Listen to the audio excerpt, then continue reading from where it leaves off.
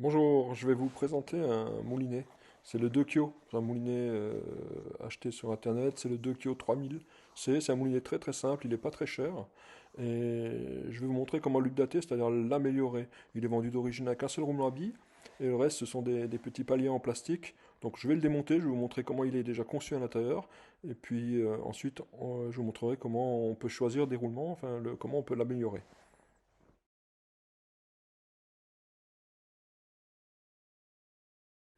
Alors j'ai démonté le moulinet, j'ai enlevé le bol, c'est-à-dire la partie qui comprend le pick-up, et j'ai remonté la bobine.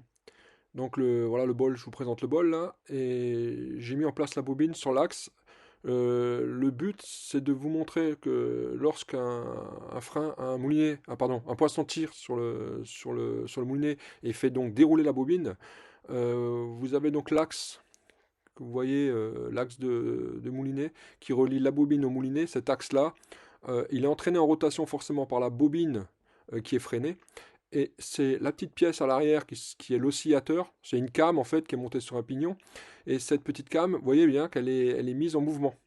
Et, et cette came, justement, quand elle est mise en mouvement comme ça, elle va énormément appuyer sur tous les pignons et elle peut vraiment bloquer le mécanisme, esquinter le mécanisme. Donc il y a une petite, sous mon pouce, là, il y a une petite pièce en métal que je vais vous montrer, cette petite pièce. Là, je vais vous présenter le système anti-retour qu'on a sur ce moulinet. Donc là, on n'a pas de système à aiguille sans fin. On a simplement un système à cliquer tout à fait ordinaire, mais il est très très efficace. Donc voilà, je vais vous montrer. C'est un système qui est fait avec un petit crochet en plastique muni d'un ressort. Et le système est très très simple mécaniquement, mais assez efficace. Alors on n'a pas l'anti-retour infini, c'est-à-dire on aura toujours un petit jeu entre les deux mouvements, les deux rotations de bobine. Marche avant, marche arrière, vous allez avoir toujours ce petit jeu, mais c'est un système qui est efficace et simple. Voilà, donc je vais vous montrer comment est composé ce moulinet au niveau des roulements ou des paliers. Alors ce moulinet, il y a un seul roulement à billes, il est sous le bol, donc il est là où le pick-up est fixé. Sinon le reste, ce sont des paliers en plastique, des petits coussinets. Donc là, il y en a un, c'est celui sur la partie amovible du bâti. On a un petit palier de l'autre côté aussi, je vous montrerai, il est plus petit. Donc c'est très simple, mais avec cette vidéo, je vais vous montrer comment remplacer ces petits paliers en plastique par des roulements pour vraiment pas cher, hein. Pour 2 euros, 3 euros, vous trouvez sur internet des roulements. Après, c'est à vous de voir ce que vous voulez mettre comme roulement, mais on peut très facilement améliorer un moulinet comme ça pour vraiment pas très cher et c'est très facile à faire. Donc voilà, c'est très simple. Ensuite, vous avez l'axe, le moulinet, et derrière, vous avez l'oscillateur qui est fixé sur cet axe, et vous avez le pignon de commande. Donc en fait, cet oscillateur, c'est une came. Elle est pilotée par la petite roue derrière. Et c'est ce qui fait ce qui donne le va-et-vient de la bobine. Voilà dans le détail l'oscillateur, à quoi il ressemble. Donc c'est cette petite came.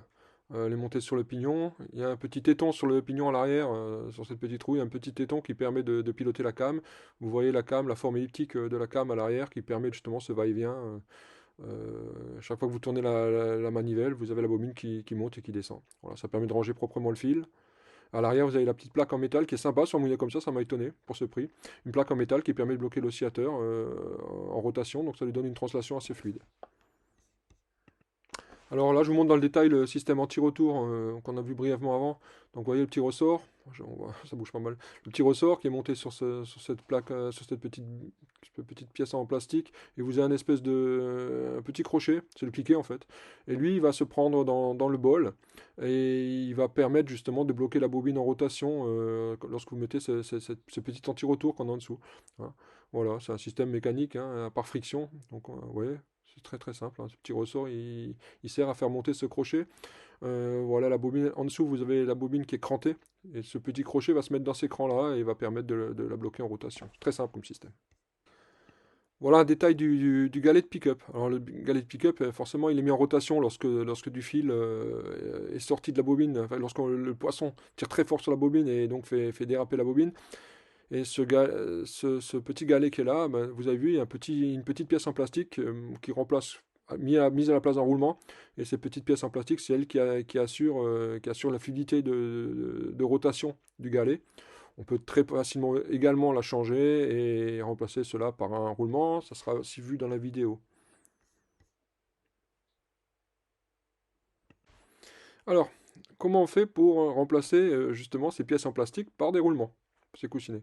Alors déjà, on va les extraire. Faut y aller très lentement, très précautionneusement pour pas abîmer les logements de ces pièces en plastique. Et ensuite, on va, avec un pied à coulisse, simplement, on va mesurer les pièces. Alors les roulements, ce sont des roulements standards en général, donc ne vous embêtez pas trop avec les dimensions 13,77, 13,88, en général, les dimensions sont normées. Avec un petit bouquin, vous les trouvez, sinon vous allez voir, hein, dans les catalogues fabricants, c'est très facile à trouver. Là, je vais vous les indiquer, ça sera facile. Donc là, on a des roulements, bon, ça c'est le roulement, celui qui est juste sous la manivelle, c'est là où il y a le plus de contraintes, il est un peu plus gros. Donc c'est pas roulement, je m'excuse de l'abus de langage, hein, c'est un coussinet. Donc celui-là il est un peu plus gros. De l'autre côté, on a un palier qui est un peu plus petit parce qu'il y a moins de contraintes. On est vraiment le fabricant essaie d'optimiser la taille des pièces pour justement économiser un peu de plastique, hein. Voilà, donc on prend toutes les dimensions. Là c'est la roue de commande, donc c'est plus facile pour mesurer l'axe intérieur. On prend toutes les dimensions, on les note naturellement, et ensuite on choisira les roulements, on les commandera. Et puis il faudra juste à les remplacer, ça sera très très facile à faire, vous allez voir.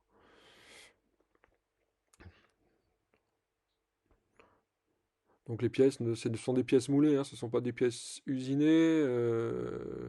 Donc quand vous les mesurez, voilà, faites-le plusieurs fois, plusieurs reprises, plusieurs hauteurs, parce que les pièces ne sont pas forcément toujours bien droites. Donc on obtient là, on a 10,89, 10,90, ça serait du 11, hein. Au niveau de la norme, faut pas trop là-dessus, faut pas se prendre la tête. Donc là à l'intérieur, ça sera impossible parce que c'est trop petit, donc il faut au moins 10 millimètres. Donc on va mesurer, on va prendre plutôt moi je vais prendre plutôt le diamètre au niveau de l'axe, ça sera plus facile, au niveau de la roue de commande.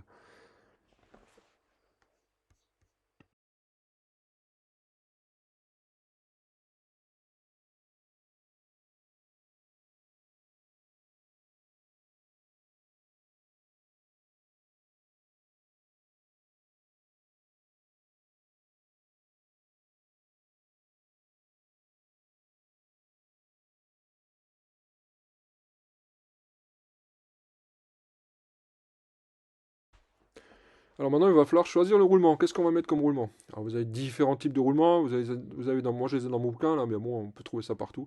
Donc des roulements avec des flasques, des roulements étanches, roulements en inox, des roulements céramiques même maintenant. Vous faites votre choix en fonction du prix, est-ce que vous voulez mettre, les contraintes que vous voulez. Et ensuite, vous commandez votre roulement. Voilà. Si vous avez des questions, bien sûr, hein, vous mettez un commentaire, hein. Voilà, plus qu'à faire la commande. Maintenant, on a les, on a les fichiers des fabricants avec la classification de leur roulement. On choisit dimensionnellement le roulement qu'on a besoin et puis on les commande. Voilà, je vérifie une dernière fois la dimension des roulements pour être sûr avant de passer la commande par rapport à ce que j'ai trouvé sur les catalogues fabricants. Et je me note sur un papier, ça sert toujours, hein. J'ai un petit dossier comme ça avec tous mes roulements. Ça me permet, lorsqu'il y a une réparation à faire, de ne pas perdre de temps. Je n'ai pas besoin de tout redémonter. Je peux simplement commander le roulement que j'ai besoin. Donc j'ai un petit classeur avec tout noté dedans, hein, tous les moulinets avec les différents roulements qu'il y a dedans, les différentes dimensions. Je le fais systématiquement pour tous mes moulinets. Ça me permet facilement de réparer un moulinet. Sinon, on est obligé de démonter chaque fois, tout vérifier, tout mesurer. Bon, ça fait gagner un peu de temps. Donc voilà, on vérifie avec un bon pied à coulisse, c'est bien. Et ensuite, il faut le commander. Quand vous montez les roulements, faites-le avec précaution. Les roulements, il faut qu'ils soient bien propres. Les logements, des roulements bien propres. Vous pouvez mettre un peu d'huile, ça permet de plus facilement les encastrer. Ça les protège un peu aussi. Ou un peu de graisse, ça c'est au choix. Je préfère mettre un peu d'huile pour les roulements. Et voilà, une fois qu'on a tout trouvé, ben maintenant voilà, on passe les commandes, on choisit les roulements, on les commande. Là, dans cet exemple-là, pour les trois roulements que je vais remplacer, c'est-à-dire les deux roulements de la roue de commande, plus le roulement de galet, je crois, j'en ai pour 3 euros, il me semble, 3 euros, je crois que c'est ça à peu près, hein. Vous voyez, c'est pas très onéreux. Pour un moulinet qui vaut 10-15 euros, ça vous fait un moulinet qui est monté avec 4 roulements à billes pour 15 euros, qui est plutôt bien conçu. Bon, voilà. Mais ça, là, c'est un exemple. On peut faire ça sur des moulinets plus chers. On peut vraiment s'amuser à améliorer beaucoup de produits. Il faut bien vérifier avant que les pièces soient compatibles. En général, c'est des produits qui sont normés, hein, c'est ce qu'on fait tous, hein, et c'est assez facile à trouver. Voilà, une petite commande et puis c'est... Et ça vous permettra d'avoir des moulinets beaucoup plus fluides, plus sympas, plus agréables en pêche, et puis surtout qui vont durer beaucoup plus longtemps. Parce on remplace un glissement par un roulement, ce qui est toujours en mécanique qui est plus intéressant.